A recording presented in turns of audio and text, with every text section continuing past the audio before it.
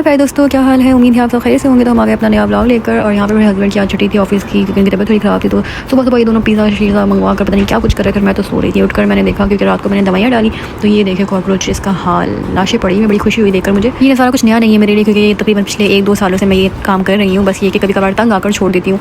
तो भाई आज हस्बैंड लाए थे शाम में मेरे लिए गजरे, जो कि मैं देखकर शॉक्ड हो गई थी, क्योंकि गजरे फर्स्ट टाइम लाए। हाँ, फ्लावर्स वगैरह पहले भी लाते रहे। इनकी खुशबू ने तो पूरा घर महका दिया। अभी देखिए बच्चा भागता हुआ आएगा और हाथ पे उसके होगी चीज़।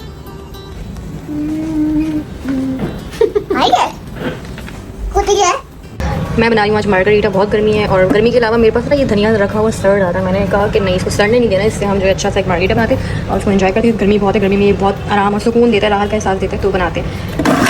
कोई ज़बरदस्त सी खुशबू आ रही है। इसमें मैंने अदरक और पुदीना कहते हैं जिसको, जिसमें से खुशबू आती है, मिंट और मिंट लीव्स है। और इसके अलावा इसमें नमक है काला, और इसमें चीनी है, और लेमन का जो है वो अलग से मैं इसमें ऐड करूँगी इसको पीसने के बाद। अच्छा, इसको मैं सोचूँ इसके ना क्यूब्स बना कर रख दूँ, क्योंकि इसमें मैंने फ़िलहाल पानी ऐड नहीं किया। थोड़ा सा पानी ऐड किया ताकि पिस जाए। ये हमारा मार्गरीटा तैयार है, बहुत ही मज़ेदार सा। आज हमारा डिनर जो है वो है मद्रासी बिरयानी, जो कि हाफ किस्मत का बिरयानी बहुत ही फेमस है। उनकी बिरयानी और ये बहुत ज़बरदस्त है, वाइट होती है लेकिन बड़ी मज़ेदार होती है।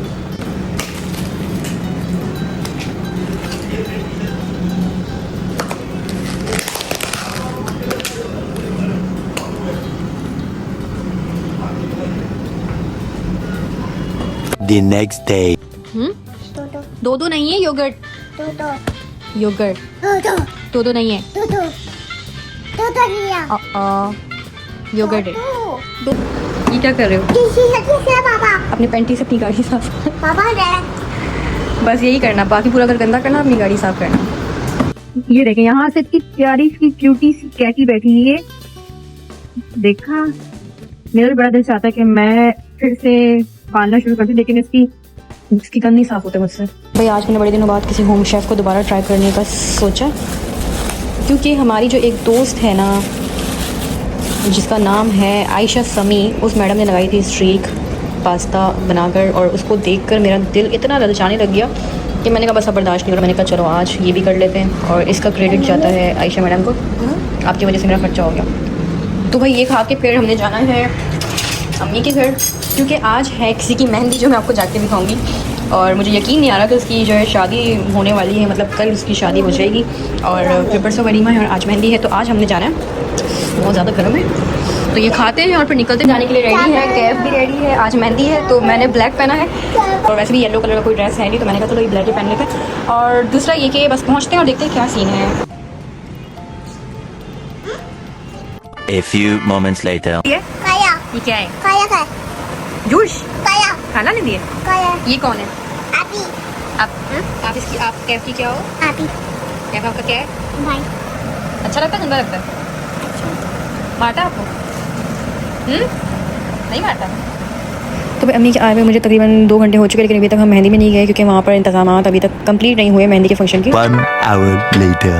तो भाई मेहंदी का फंक्शन यहाँ पे शुरू हो गया और हम भी पहुँच गए हैं, बाकी मेहमान भी सारे आ चुके हैं। तो भाई यहाँ पर कैफ साहब इतना नाच रहे हैं, इतनी खुशी पता नहीं किस चीज़ की है, जब से आया नाची जा रहा है, नाची जा रहा है। हम घर ना चले गए तब तक इसका नाचना खत्म नहीं हुआ। मैं कोशिश करी थी किसी तरीके से रुक जाए, मगर ये रुक नहीं रहा था। और यहाँ पर हो रही थी दूल्हे की एंट्री, मगर दूल्हा इतना कैजुअल बिहेव कर रहा था, लग ही नहीं रहा था कि भैया इसकी शादी का दिन है। थोड़ा सा तो बंदा हो जाता है शादी वाले दिन, थोड़ा अलग अलग सा बिहेव करता है, लेकिन नहीं, इसने तो बिल्कुल वैसी अंदर तो कभी बाहर दुपट्टे के रस्म हो रही है, लेकिन नहीं, हमने बाज नहीं आना। आखिरकार बड़ी मुश्किल से ये सीरियस हुआ और एंट्री यहाँ पर शुरू हुई, लेकिन इसकी हंसी नहीं रुक रही थी। इसकी हंसियाँ चेक कर रहा है, इसका भी कसूर नहीं, पहली बार दूल्हा बनाना, समझ नहीं आ रहा था इसको रिएक्शन कैसा देना है।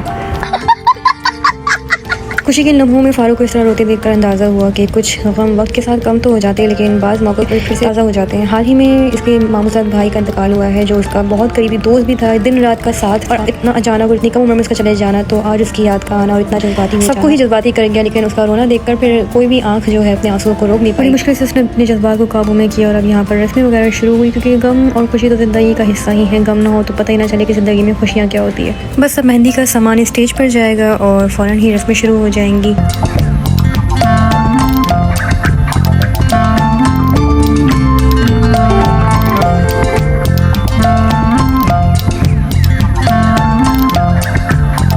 फिर रात के 3 बजे मैं आ गई हूँ घर, और ये कुछ चीज़ें रास्ते से भाई ने दिलाई। अब ये खाते हैं और सोने की तैयारी करते हैं, क्योंकि बहुत ज़्यादा थक गए और कल है बारात। ये वो है जो मैंने बनाया था मार्गरीटा का। अब इसको जो है ग्लास में बना के चेक करते हैं।